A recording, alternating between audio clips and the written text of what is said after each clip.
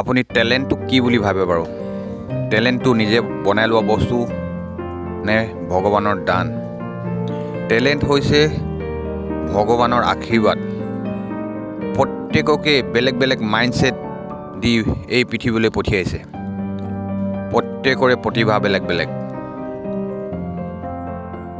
যিমান চেষ্টা কৰিলেও আপুনি টেলেণ্টটো বনাই ল'ব নোৱাৰে। টেলেণ্ট অলৰেডি বনি আহে। টিচাৰ বা কোচে তেওঁলোকক জাষ্ট অলপ গাইড কৰি তেওঁলোকক আগবঢ়াই লৈ যাব পাৰে। চ' আপোনাৰ ল'ৰাজনক কেতিয়াও গালি শপনি পাৰি বেলেগৰ নিচিনা বনাবলৈ নিবিচাৰিব। বেলেগৰ ল'ৰাটো যদি ষ্টেণ্ড কৰে, বেলেগৰ ল'ৰাটো যদি ভাল খেলে, কেতিয়াও বেলেগৰ লগত কম্পেয়াৰ কৰি গালি দি নাথাকিব। তেওঁ ভাঙি পৰিব। এই ল'ৰাকেইজনলৈ চাওক, জীৱনত কেতিয়াও ফুটবল কোচ দেখা নাই, কিন্তু টেলেণ্টৰ অভাৱ নাই। ফিজিকেলি মেণ্টেলি বহুত strong. Before practice after practice তেওঁলোকক খাবলৈ অলপ ভাল ভিটামিনযুক্ত বস্তু নাপায়।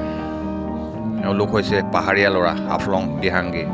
তেওঁলোকে যদি অলপ ভাল কোচ পায় তেনেহ'লে দেশৰ এজন ভাল ফুটবলাৰ হ'ব। তেওঁলোকক লাগে বেছিক নিডছখিনি, এজন ভাল হাইলি কোৱালিফাইড কোচ।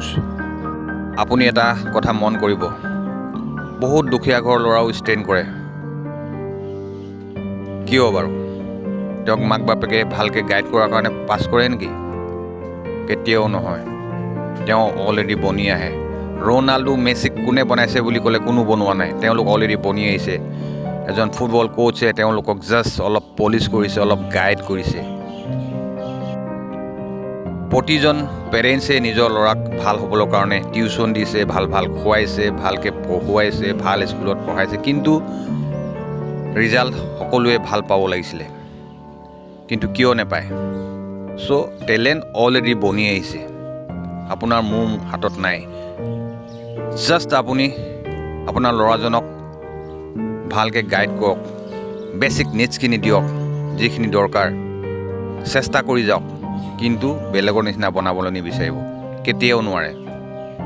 যিমানখিনি আছে সিমানতেই সন্তুষ্ট থাকক, কিন্তু চেষ্টা এৰি নিদিব।